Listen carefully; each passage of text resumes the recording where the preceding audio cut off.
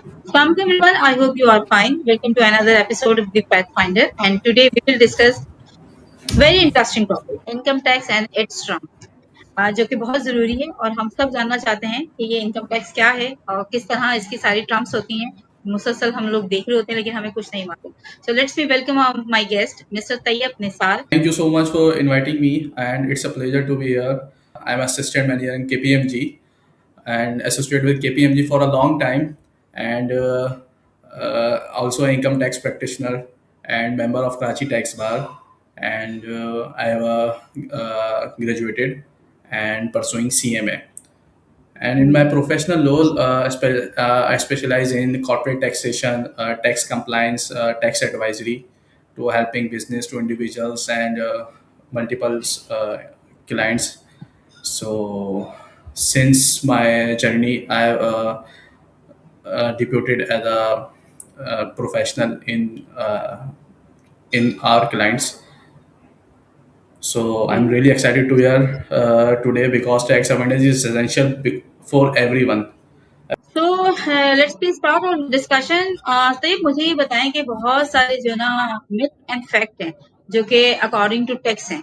मतलब हम लोग देखते हैं एक इनकम टैक्स रिटर्न है, एक टैक्स रिटर्न है। पहले शायद ये सारी चीजें मद हरजाद ही कर रहे होते थे कि उनके पास जी होता था, उनको पता है इनकम टैक्स भरना है। लेकिन जब जब से हम फीमेल्स जो हैं प्रोफेशनल लाइफ में हैं और उसके बाद एफबीआर में रजिस्टर्ड होने के लिए भी कहा जाता है कि फाइलर हो जाएं, तो ये एक अलग क्वेश्चन है कि फाइलर होना क्यों जरूरी है, ये हम लेटर ऑन पूछते हैं। लेकिन मुझे ये बताएं कि टैक्स कितने टाइप के होते हैं, टैक्स क्या है? देखिए, टैक्स टू टाइप्स के होते हैं, एक डायरेक्ट टैक्स और एक इनडायरेक्ट टैक्स। डायरेक्ट टैक्स वो होता है जो हमारी इनकम पे लगता है, जो हमारे प्रॉफिट्स पे हम अपने बिजनेस के थ्रू अपने प्रॉफिट्स अर्न करते हैं और जो हमारी इनकम जनरेट होती है उस पे हम इनकम टैक्स पे कर रहे होते हैं और वो एनुअली पे कर रहे होते हैं। फिर उसका एक थ्रेश होल्ड है जो डिफाइन किया हुआ है इनकम टैक्स ऑर्डिनेंस में, फिर वो एडवांस टैक्स की सूरत में भी हम पे कर रहे होते हैं। एक होता है इनडायरेक्ट टैक्स जो हम अपनी नॉर्मल रूटीन की चीज़ों में हम पे कर रहे होते हैं। लाइक कोई भी हम चीज़ लेने जाते हैं, पेट्रोल हो गया या कोई भी हम घर की सामान लेने जा रहे होते हैं, उस पर हम जो जीएसटी का वर्ड इस्तेमाल करते हैं बेसिकली वो सेल टैक्स होता है, इनडायरेक्ट टैक्स कहते हैं उसे। तो वो होता है जो हम नॉर्मल रूटीन में उसको दे रहे होते हैं, वो गुड्स और सप्लाईज पे लगता है। मतलब उससे हमारा इनकम का कोई लिंक नहीं होता, वो कस्टमर्स पे लग रहा होता है बेसिकली ना, जो एंड कंज्यूमर्स होते हैं, कस्टमर्स होते हैं, उन पे वो उस पे हो रहा होता है कि तो अगर कोई शॉपकीपर हमसे टैक्स वो ले रहा है तो वो एज अ विथहोल्डिंग एजेंट उसको आगे वो एफबीआर में जमा करा रहा होता है। ठीक है। और इस चीज में हमने देखा होगा कि रेस्टोरेंट्स में हमने देखा होगा कि रेस्टोरेंट्स वाले अब इस पे बहुत ज्यादा स्ट्रिक्टनेस हो गई है कि वो उस पे चार्ज करें और वो करें। तो एज अ मैं भी ये करूंगा कि भाई एज अ हम लोगों को पता होना चाहिए अगर हम किसी को टैक्स दे रहे हैं तो हम उनसे एक प्रॉपर बिल लें, ताकि हमें ये हो कि हमारा जो टैक्स दिया जा रहा है वो एक सही जगह पे जा रहा है, उसकी चोरी नहीं हो रही टैक्स की। सही, ग्रेट। अच्छा, आप मुझे ये बताएं कि ये जो सैलरीज पे टैक्स होता है, जो हमारी सैलरीज पे लगता है, वो उस टैक्स की क्या क्राइटेरिया है? मतलब हम अब तो सोचते हैं कि भाई 50,000 मेरी सैलरी हो गई तो भाई 50,000 पे टैक्सेस भी इंक्लूड हो गया। अब 50 से ऊपर सैलरी है तो उस पर भी इंक्लूड हो गया। तो ये क्या क्राइटेरिया है, ये कुछ समझाएंगे आप? सैलरी के टैक्स में गवर्नमेंट ने एक थ्रेश होल्ड बनाया हुआ है और इस वक्त जो करंट चल रहा है वो 50,000 का थ्रेश होल्ड चल रहा है पर मंथ। एनुअली 6 लाख का है कि 6 लाख से एनुअली एक्सीड कर जाएगी सैलरी तो उसमें हमारा टैक्स डिडक्ट होना स्टार्ट हो जाएगा। तो टैक्स बेसिकली उस पर भी एग्जाम्प्ट नहीं होता, मतलब ऐसा नहीं होता कि हम टैक्स नहीं दे रहे होते, उस पर 0% चार्ज हो रहा होता है। तो 6 लाख से अबव हो जाएगी सैलरी तो हमें उस पर टैक्स देना पड़ता है और फिर उसका एक स्लैब उन्होंने इनकम टैक्स ऑर्डिनेंस में डिफाइन किए हुए हैं, तो वहां पे हमें उसके स्लैब्स मिल रहे होते हैं, फिर वो हर थ्रेश होल्ड के हिसाब से उसका टैक्स कंप्यूट होता है। अच्छा, स्टेप्स क्या हैं जो आपने वर्ड यूज किया? स्लैब्स ये होते हैं कि 6 लाख से लेकर 12 लाख के बीच में अगर कोई फिगर आ रही है तो उस पर अभी करंटली जो चल रहा है वो 1% चल रहा है। और फिर 12 लाख से लेके 22 लाख का स्लैब है, फिर 22 लाख से लेके 32 तक का स्लैब है। तो इस तरीके के स्लैब चल रहे हैं। तो जो इट्स लास्ट मीन स्लैब है कि उस जो लास्ट जी लैब जी है वो प्लीज प्लीज। 4.5 बिलियन तक है, 4.5 बिलियन तक का है, उसके फिर 35% तक वो अप टू 35% टैक्स देते हैं सैलरी वाले, जो मतलब पाकिस्तान में सबसे ज्यादा अगर देखा जाए तो एक तरीके से उन लोगों के साथ ही एक ज्यादती होती है जो सैलरीड पर्सन है, कि उनको सैलरी मिलने से पहले ही उनका टैक्स डिडक्ट हो जाता है, कि उनको सैलरी बैंक में डिडक्ट होने के बाद ही मिली जाती है, और सबसे ज्यादा सही। टैक्स तो भी यही दे रहे होते हैं। तो मुझे ये बताइएगा, ये जो आपने पर्सन बोला है ना, तो कोई एग्जांपल ये मैं आपसे पूछ रही हूँ कि मतलब इनिशियल स्टेज से 50,000 सैलरी स्टार्ट हो रही है, तो उसमें कितने परसेंट टैक्स रिटर्न 50,000 पे by zero government? Percent tax है। 50% तो पे मतलब 0% टैक्स है पर मंथ। हम्म, पर मंथ जो 50,000 सैलरी होती है, फिर एक होता है हमें एनुअली बोनस भी मिल रहा होता है और कुछ अलाउंसेस भी मिल रहे होते हैं। जब वो सैलरी में है ना, और सब चीजें, मेडिकल अलाउंस की भी कुछ कंडीशंस दी हुई हैं कि वो किस बेस पे टैक्सेबल होगा, कहाँ पे एग्जाम्प्ट है। इसी तरह जो हमें कार अलाउंस मिल रहा होता है, उसकी भी कुछ उन्होंने क्राइटेरिया बताए हुए हैं इनकम टैक्स ऑर्डिनेंस के अंदर, कि कहाँ पे वो टैक्स होगा, कहाँ पे नहीं होगा, क्या चीज कितने परसेंट देना है। तो वो सैलरी ओवरऑल खाली सैलरी नहीं होती, उसमें हमें जो अदर पर्क्स एंड बेनिफिट्स भी मिल रहे होते हैं ना, वो भी हम कंप्यूट कर रहे होते हैं। एनुअल हमारा जो बोनस मिलता है, उसमें भी हमें वो भी टैक्सेबल में आता है। तो जो एनुअली हमें बोनस मिल रहा होता है वो भी हमारा फिर जब प्लस होता है ना, जब हम ये देखते हैं कि ईयरली हमारा 6 लाख से एक्सीड कर रहा है नहीं कर रहा, अगर 6 लाख से एक्सीड कर रहा है ना, तो फिर हमें उस पर टैक्स हमारा डिडक्ट होना स्टार्ट हो जाएगा। डन। ठीक है, that's really wonderful and amazing information for you shared with us. बताइएगा कि ये इनकम टैक्स रिटर्न क्या है फर्स्ट ऑफ ऑल, ठीक है, और हमें ये क्यों पे करना पड़ता है, और एक्चुअली एक्चुअली गवर्नमेंट में ये क्यों बनाया गया है। वैसे जो होता है ना कि हमारे पास मैसेजेस भी आ रहे होते हैं कि इनकम टैक्स रिटर्न जो है टैक्स फाइल करो नहीं तो फिर ये हो जाएगा, बहुत सारी मिथ होती हैं जिसकी वजह से हम डर भी रहे होते हैं। हाँ, ये बहुत एक अच्छा आपने सवाल किया है कि इसमें बहुत लोगों की मिसअंडरस्टैंडिंग होती हैं, और इसको लेके है अभी भी बहुत सारी मिसअंडरस्टैंडिंग, कि इनकम टैक्स रिटर्न का मतलब हमें टैक्स देना पड़ेगा, जो कि बिल्कुल गलत है। इनकम टैक्स रिटर्न हम्म। एक लीगल डिक्लेरेशन है, जो हम गवर्नमेंट को हाँ जी। अपने फाइनेंशियल स्टेटस के बारे में बता रहे होते हैं, कि हमारी इनकम कितनी है, हमारे ड्यूरिंग द ईयर एक्सपेंसेस कितने हुए हैं, हमारे एसेट्स की क्या रिकॉर्ड है, हमारी लाइबिलिटीज हम पे कितनी लायबल है। तो वो हम सारा एक लीगल डिक्लेरेशन है वो। रिटर्न मीन्स इज नॉट कि भाई हमने टैक्स पे करना है। रिटर्न सिर्फ एक ही है कि हम ओके। डिक्लेरेशन दे रहे होते हैं, और इसके बेनिफिट्स भी होते हैं। और पाकिस्तान में तो अब इस चीज़ को मतलब अब लोग मतलब स्ट्रिक्टली इन्फोर्स किया जा रहा है गवर्नमेंट की तरफ से।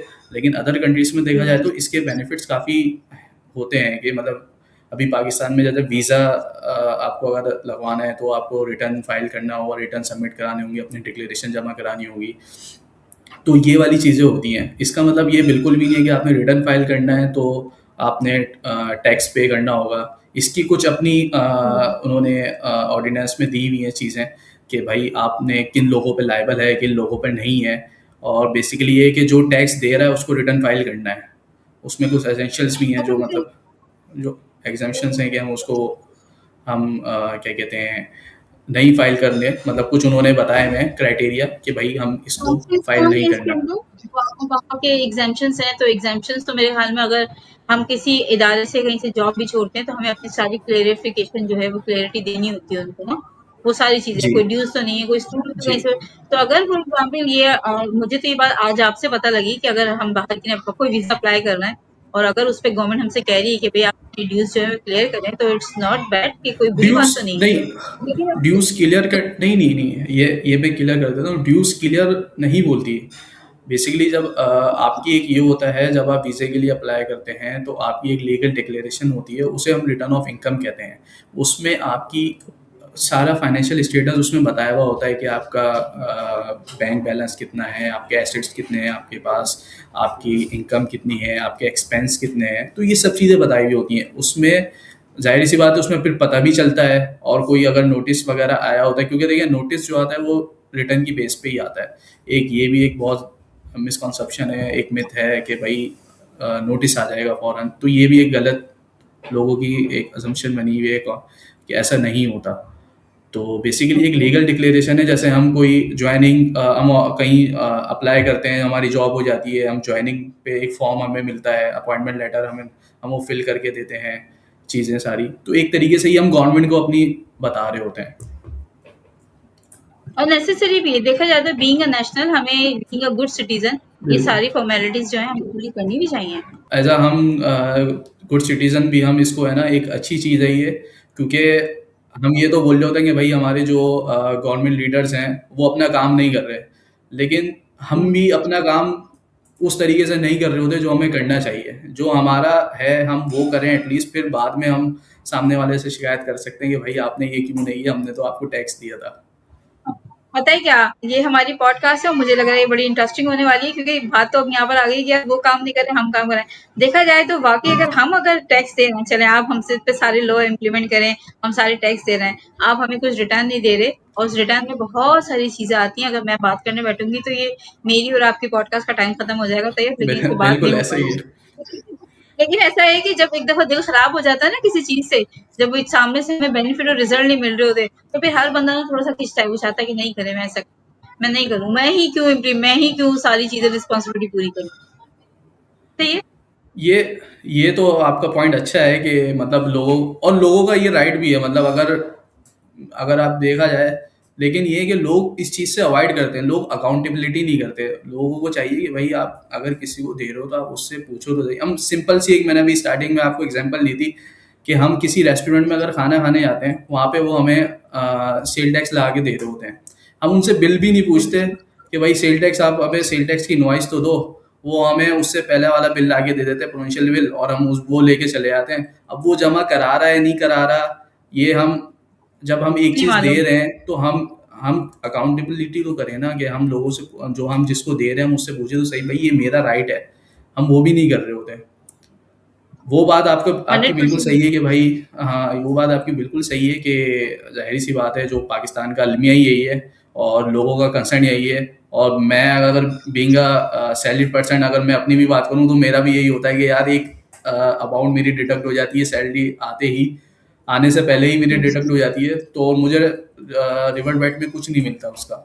तो ये एक अपनी जगह ये सही। पॉइंट वैलिड है। अच्छा, मुझे एक बात बताएं तो ये मैं एक क्वेश्चन मेरे माइंड में है जो मुझे लगता है कि अभी कुछ अरसे पहले मुझे ना मेरे एक कोलीग ने बताया, और वो हमारे फाइनेंस मैनेजर थे, और उन्होंने बताया कि आप अपनी खुद भी जो है ना एफबीआर का जो मतलब फाइलर होना है, जो फाइल कर सकते हैं वो हम खुद भी कर सकते हैं। उसका कोई प्रोसेस समझाएंगे आप, कि मतलब हम वो कहते हैं ना डोनर्स को ढूंढते हैं, या हम थ्रू थर्ड पार्टी हम किसी बंदे से करवाएं, वो हमसे एक बहुत हाई अमाउंट में पैसे ले रहे होते हैं, और वो छोटा सा काम होता है जिसको एक being a citizen, good citizen, ये हमारी रिस्पॉन्सिबिलिटी है आप लोगों की, कि हमें बताएं कि हम किस तरह अपने आप को फाइलर बना सकते हैं। टेक्नोलॉजी कितनी ज्यादा मतलब फेम है, हम हर चीज वन क्लिक पे कर रहे होते हैं। बैंक मतलब हमारी कोई ट्रांजेक्शन हो, बैंक सैलरी हो, हमें कोई कोई भी चीज परचेज करनी हो, फाइलर अपने आप को कैसे हम फाइल कर सकते हैं, क्योंकि हम जब थर्ड पर्सन को कंसल्टेंट को ढूंढते हैं तो वो हमसे एक मोटी तगड़ी रकम लेते हैं, और जो कि हर छोटी इनकम वाले जो ना अफोर्ड नहीं कर सकते। तो बीइंग अ टैक्स प्रैक्टिशनर, आप मुझे बताएं कि हम कैसे उसको फाइल कर सकते देखिए आयरस, जो रिटर्न पहले फाइल होता था वो आयरस पे पहले नहीं होता था, 2014 से पहले।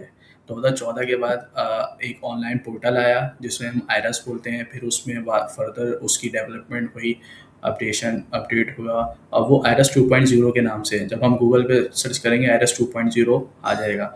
जब हम सबसे पहले हमारा एनटीएन बनता है। एनटीएन क्या होता है? हमारा नेशनल टैक्स नंबर, और इंडिविजुअल्स के लिए सीएनआईसी ही उसका एनटीएन नंबर होता है।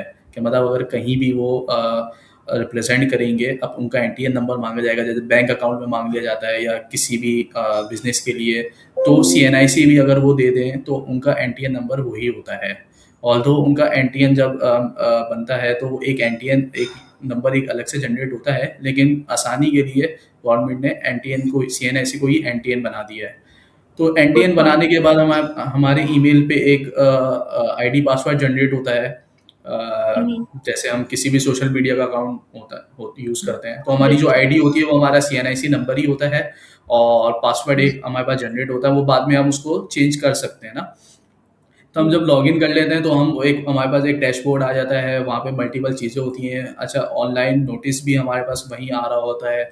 हम वहाँ पे कंप्लाइंस भी कर सकते हैं, वहाँ पे हम मल्टीपल चीज़ें कर सकते हैं लीगल, जो ऑनलाइन हो गया है टैक्स की चीज़ें ना। तो वहाँ पे रिटर्न का फॉर्म भी है, वहाँ हम डिक्लेरेशन में एक रिटर्न का फॉर्म आ रहा होता है। तो हमारा अभी जैसे 2026 का रिटर्न फाइल होगा, तो हम 2026 टैक्स से सेलेक्ट करेंगे तो हमारे पास एक फॉर्म ओपन हो जाएगा। इस साल एक नया फॉर्म आया, लास्ट ईयर तक तो सिमिलरिटी थी, कुछ चेंज होती नहीं। इस साल बहुत ज़्यादा मतलब डिटेल वाला एक फॉर्म आ गया कि मतलब हर चीज़ आपने उसमें डालनी है कि अनकंस्ट्रक्टेड है, बैंक अकाउंट नंबर हो, ये सब चीज़ें ना बहुत डिटेल में उन्होंने कर दी हैं। पहले पिछले साल तक की बात करूँ तो वो रिटर्न फॉर्म में ही होता था कि हम कहीं ना कहीं से एक जुगाड़ कहते हैं ना कि हम बस रिटर्न फाइल कर दिया, बचत कर ली कि कहाँ है। तो इस साल वो चीज़ वो कम करने की उन्होंने कोशिश की है। तो लेकिन ये है कि बहुत ज़्यादा सिंप्लीफाई कर दिया है उसको। अगर नॉर्मल बंदा भी हो तो उसको वो फाइल कर सकता है। असल बेसिकली फरीन, मैं एक बात बताऊं कि हमारी जो एज अ बहसियत हम कौम है ना, तो हम सिर्फ सुनी सुनाई बातों पे ना अमल कर रहे होते हैं। हमने बस फेसबुक पे देख लिया, 30 सेकंड की वीडियो देख ली, हमने उस पर जज कर लिया कि भाई सामने वाला क्या कहना चाह रहा है। हम खुद लर्निंग नहीं करते। हम जब खुद ये लर्निंग तो नहीं है। करते तो हम जब खुद लर्निंग नहीं करेंगे तो वो चीज़ें हमें और ज़्यादा कॉम्प्लेक्स नज़र आती हैं। तो अगर हम हम्म, नॉलेज रखते होंगे, हमें पता होगा भाई क्या चीज़ क्या करनी है, तो हम रिटर्न भी खुद फाइल कर सकते हैं। इसमें कोई ऐसा एग्जैक्टली। मुश्किल नहीं है। बस नॉलेज की कमी है, लोग नॉलेज लेना नहीं चाहते। बात ये है दरअसल। एक्सप्लोर नहीं तो करते चीजों को कि खुद से बाय योरसेल्फ खुद कि आप एक्सप्लोर करेंगे तो आपको चीजें नजर आना शुरू। बिल्कुल, बिल्कुल, यही वाली चीज़ है कि हम बिल्कुल ना चीज़ों की रीड आउट नहीं करते, चीज़ों को हम देखते नहीं हैं। बस जो हमें जिसके पीछे लगा दिया जाता है, हम बस वहीं चल रहे होते हैं एक लाइन में। हम खुद से कुछ नहीं करने की कोशिश करते। तो और फिर हम बोल रहे होते हैं कि गवर्नमेंट ने हमें नहीं बता रहा है, रिटर्न मुश्किल है, एफआईआर नोटिस कर देगा, या लॉयर्स हमारे साथ ये कर रहे हैं, तो हम खुद से एफर्ट कर लें। तो हम्म। ये बहुत इम्पोर्टेंट है। मुझे तो आप बताइएगा कि ये तो हुई सैलरी की और जो ना लोगों की बात के जो न्यू कमर्स हैं, न्यू मतलब जो न्यू मतलब प्रोफेशनल लाइफ में आ रहे हैं वो अपनी टैक्स किस तरह जमा करा सकते हैं, उनके पास टैक्स नोटिस के साथ है। अब हम बात करते हैं कुछ प्रॉपर्टी टैक्स के अकॉर्डिंग। प्रॉपर्टी में भी कुछ टैक्स होते हैं या प्रॉपर्टी के अलावा भी किसी और चीज पे टैक्स होते हैं? देखें, टैक्सेस की है ना बहुत सारी नेचर्स हैं। नहीं। इनकम फ्रॉम प्रॉपर्टी है, वो एक सेपरेट हेड है। इनकम फ्रॉम बिजनेस है, वो एक सेपरेट हेड है। इनकम फ्रॉम सैलरी है, वो एक बिल्कुल सेपरेट हेड है। इनकम फ्रॉम कैपिटल गेन है, वो एक सेपरेट हेड है। इनकम फ्रॉम अदर सोर्स है। ये टोटल 5 हेड्स हैं जो इनकम से रिलेटेड हैं। और इसी के अंदर हमारी जो भी इनकम होती है वो हम कंप्यूट करते हैं। सैलरी वालों की एक अलग उन्होंने कंप्यूटेशंस होती हैं और उसका स्लैब्स दिए हम्म। हुए हैं, उसके अकॉर्डिंग हम उसको फाइल कर रहे होते हैं। इसी तरह प्रॉपर्टी के एक अलग स्लैब्स हैं, उनका एक अलग क्राइटेरिया है, उनकी किस बेस पे। और एफबीआर ने अब उसकी वैल्यू एक उन्होंने खुद बना दिया है, नोटिफिकेशन के थ्रू उन्होंने बताई है कि भाई किस एरिया की क्या वैल्यू होगी। तो हम उसके अकॉर्डिंग फिर उसको हम टैक्स दे रहे होते हैं। उसमें हमारा एडवांस टैक्स भी लग रहा होता है और उसमें हमारा कैपिटल गेन भी हो रहा होता है, तो वो कैपिटल गेन की एक अलग कंप्यूटेशन है। तो ये सारी चीज़ें हम देख रहे होते हैं। इनकम फ्रॉम बिजनेस हो गई, बिजनेस वालों के लिए होता है, जो कंपनीज हैं या बिजनेस इंडिविजुअल्स है, इवन जो शॉपकीपर्स होते हैं, उनके लिए भी एक वो यूज़फुल होता है। लाइक के मतलब वो उसके अकॉर्डिंग उसके अंदर रहते हुए वो अपने जो भी डिक्लेरेशन कर रहे होते हैं रिटर्न की, या अपनी कंप्यूटेशन टैक्स की कर रहे होते हैं, वो उसको देख रहे होते हैं। अगर मैं टैक्स रिटर्न फाइल नहीं करूँ या जो रह जाता है, फॉर एग्जांपल फाइलर हो गई हूँ लेकिन उसके बाद मैंने फिर जमा नहीं करा, जैसे ये ना टर्म्स मुझे भी आज तक समझ नहीं आई। कहते हैं कि साल में एक बार हम जो है अपना टैक्स होती है, वो एक ही दफा फीस सबमिट होती है। तो वो फीस का ड्यूरेशन क्या है, वो मतलब साल में वो कौन सा ये मंथ है जहां से वो एंड हो जाती है और फिर उसके बाद हमें रीस्टार्ट करना होता है, क्योंकि फिर गवर्नमेंट से नोटिस नोटिस होता है एफबीआर से। लेकिन जो टैक्स में नॉर्मल टैक्स ईयर होता है ना, उसका टैक्स पीरियड होता है 1 जुलाई टू 30 जून। लेट्स एग्जाम्पल मैं बता देता हूँ। 1 जुलाई 2025 से लेके 30 जून 2026 तक ये हमारा टैक्स ईयर कहलाता है 2026। और इसके रिटर्न की ड्यू डेट होती है 30 सितंबर 2026। मतलब एवरी ईयर की जो हर साल हम रिटर्न की ड्यू डेट होती है वो 30 सितंबर 2026 30 सितंबर होती है। ठीक, उसमें फिर फर्दर एक्सटेंशन आती हैं, वो एफबीआर दे देता है, तो वो नॉर्मली आती हैं 15 डेज की या मंथ की तो आती हैं। लेकिन जो एक्चुअल ड्यू डेट है जो लॉ में है वो है 30 सितंबर। तो हमें जो भी रिटर्न फाइल करना है उसमें हमें 30 सितंबर से पहले करना है। उसमें जो हम अपना डेटा देंगे वो 1 जुलाई 2026 से लेकर 30 जून तक देंगे। 1 जुलाई से लेकर 30 नेक्स्ट ईयर की 30 जून तक देंगे। सही है। कुछ स्पेशल टैक्स ईयर भी होते हैं, कुछ स्पेशल टैक्स ईयर फॉलो कर लेते हैं जो 1 जन से लेके दिसंबर तक का होता है, 31 दिसंबर तक का होता है। तो कुछ वो भी टैक्स ईयर की क्राइटेरिया होते हैं कि वो भी उसमें अगर फॉल करना चाहे तो। लेकिन उसके लिए हमें स्पेशल टैक्स ईयर के लिए हमें अप्लाई करना पड़ता है, कमिश्नर से अप्रूवल लेनी पड़ती है। जो हमारा बाय डिफॉल्ट होता है वो हमारा होता है अकाउंटिंग पीरियड 1 जुलाई से लेकर 30 जून। ठीक है। अच्छा, इसके अंदर एक क्वेश्चन और है, वो ये कि फॉर एग्जांपल अगर फाइलर हो गए और हमने पूरे एक साल में जो आपने ड्यूरेशन बताया कि हम जुलाई से लेके और 30 जून तक जो है वो हम होते हैं, मतलब कैपेबल हैं, एक्सेप्टेबल हैं कि हम उसको दोबारा से सबमिट कर दें फीस। तो फॉर एग्जाम्पल 30 जून कंप्लीट हो गई और मैंने फाइल नहीं करा, मुझ जैसे बहुत सारे लोगों ने फाइल नहीं करा, तो फिर क्या होगा? नए सिरे से नया अकाउंट ओपन करना पड़ेगा या वही कंटिन्यू हो जाएगा जब उसके बाद में? नहीं, अकाउंट तो एक दफा बनता है। जैसे हम कोई भी आईडी सोशल मीडिया पे बना लेते हैं तो हमारी वो एक आईडी हो जाती है, बाद में हम चेंज कर लेते हैं। लेकिन यहाँ पे एक सीएनआईसी पे एक ही अकाउंट बनता है। सही है। तो हम वो एक ही अकाउंट बना रहे होते हैं। सही है। और अगर हमारी ड्यू डेट निकल जाती है और ड्यू डेट के बाद हमें फाइल करना होता है तो उसका एक पैनल एटीएल का चालान जमा होता है, 1000 रुपीज का होता था लास्ट ईयर तक, जिसको अब इंक्रीज करके 25,000 तक हो गया है। मैं इंडिविजुअल्स की बात कर रहा हूँ। तो ये बहुत बड़ा एक इसमें सिग्निफिकेंट इंक्रीज हुआ है। जो अगर ड्यू डेट के बाद जो रिटर्न फाइल करेंगे, पहले ये होता था कि अगर ड्यू डेट के बाद भी कोई रिटर्न फाइल करे उनको होता था 1000 रुपये का हम चालान जमा करेंगे, हम फाइलर की लिस्ट में आ जाएंगे।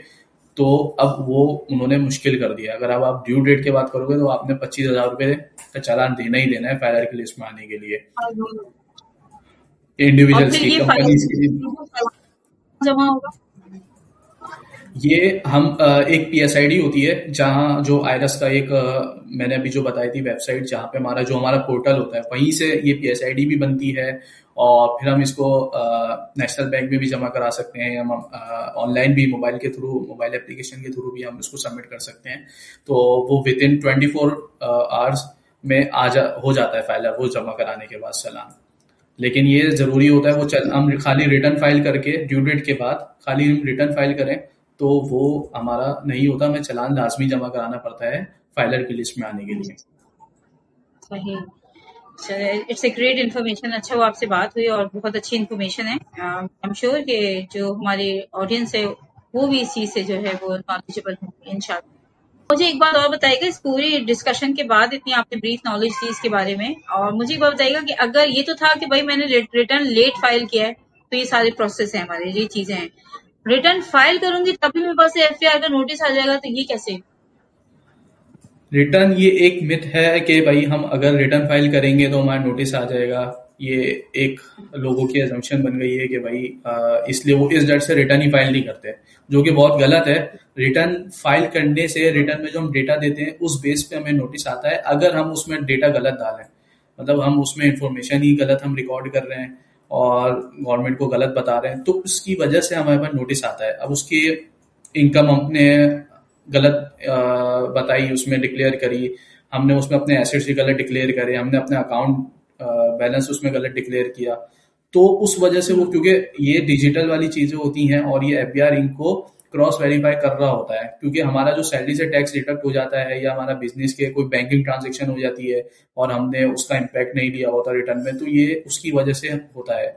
और इसमें मैं एक चीज और ऐड कर दूं कि बीइंग अ प्रोफेशनल भी, कि ये होता है कि रिटर्न ना, हम ये कोशिश करते हैं कि यार बस हम जो रिटर्न फाइल कर रहे होते हैं ना, यार मैं बस रिटर्न फाइल कर दूं और मैं बस जान छुड़ा दूं, तो वो किसी भी मतलब इसका प्रोफेशनल मतलब सितंबर आ गया, उन्होंने अपने ऐसे ही वो प्रोफेशनल नहीं है टैक्स के, उन्होंने पूरा साल टैक्स का नहीं, लेकिन उनको रिटर्न फाइल करना आ गया, बस वो उन्होंने क्लाइंट लिए और रिटर्न फाइल करा और वो गलत रिटर्न करते हैं। मेरे पास बहुत सारे ऐसे केसेस आते हैं कि मतलब वो बहुत गलत गलत रिटर्न फाइल किया हुआ होता है और जिसकी वजह से जाहिर बात है, ऑब्वियस है, फिर वो एफआईआर नोटिस करता है, फिर वो परेशान हो जाता है जो टैक्स पेयर्स होते हैं कि यार हमें नोटिस आ गया। तो ये एक बहुत बड़ा फैक्टर है कि हम किसी से भी रिटर्न फाइल कराएं तो हम एक सही इंफॉर्मेशन उसको दें और एक किसी प्रोफेशनल बंदे से हम रिटर्न फाइल कराएं। Thank you so much Tayyab for join me और share valuable knowledge with us about the income tax, its term,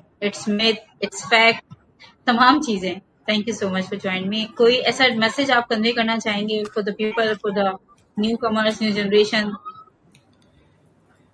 मैं बस यही कन्वे करना चाहूँगा कि अगर आप सैलरी एम्प्लॉय हैं या बिजनेस फ्रीलांसर हैं या बिजनेस ओनर हैं तो टैक्स रिटर्न फाइलिंग से नहीं डरें. आप अपना being a citizen, good citizen, आप अपनी जो आपकी जिम्मेदारी है आप उसको पूरा करें. आप अपना रिटर्न फाइल करें और क्या कहते हैं उसमें आप अपनी जो आपकी इनकम है जो आप प्रॉपर उसमें चीजें बताएं. देखिए उसके बेनिफिट्स भी होते हैं हमें बहुत सारे, और पाकिस्तान में ऑब्वियसली कम है. ऐसा नहीं है कि मतलब जी, हमें बहुत सारे बेनिफिट्स मिल रहे होते हैं, लेकिन हमें ये टैक्स प्लानिंग और ये हमें करनी चाहिए क्योंकि फ्यूचर में जब हम और अब जो एक बहुत इंपॉर्टेंट हो गया कि एफबीआर अब डिजिटलाइज की तरफ जा रहा है, और जब डिजिटलाइज की तरफ जा रहा है ना तो आपको अब सर्वाइव भी उसी तरह करना है कि मतलब आपने भी चीजें भी अपनी उसी तरह मेंटेन करके रखनी है. आप अपना 6 इयर्स का 6 साल का एक आप एफबीआर पूछ सकता है तो आप उसका रिकॉर्ड अपने पास हो, प्रॉपर आपके पास एक बनी हुई हो चीजें, और आप किसी प्रोफेशनल से मशवरा लें कि आप कोई भी अगर बिजनेस स्टार्ट करें तो आप किसी प्रोफेशनल से एडवाइस लें कि भाई मैं ये बिजनेस स्टार्ट कर रहा हूँ, मेरी क्या टैक्स की इम्प्लीकेशन होगी, ताकि आपको फ्यूचर में उसके मसले मसाइल ना हो. तो ये एक बहुत जरूरी होता है. और पेनल्टीज इस दफा राइट. बहुत ज्यादा हो गई हैं तो वो यही है कि वो नेक्स्ट ईयर और इंक्रीज होंगी. और उसका मकसद ही यही है कि भाई जो टैक्स चोरी करते हैं या जो अवॉइड करते हैं, टैक्स इवेजन कहलाया जाता है बेसिकली ना ये, तो उससे वो रोक सकें एफबीआर और गवर्नमेंट को फायदा हो इस चीज का. Right. So be careful and perform your responsibility as a good citizen. It's a message for today. यही मैसेज था हमारी इस पूरी कॉन्वर्सेशन का कि आप अपनी जिम्मेदारियां जरूर निभाएं. सामने से जो है रिजल्ट वो भी एक दिन आना शुरू हो ही जाएगा. So thank you so much ये once तो again. Thank you Tayyib. अच्छा Have a वो nice day और take care yourself. फिर इंशाल्लाह किसी पॉडकास्ट में आपसे बात होगी. Take care. अल्लाह हाफिज. अच्छा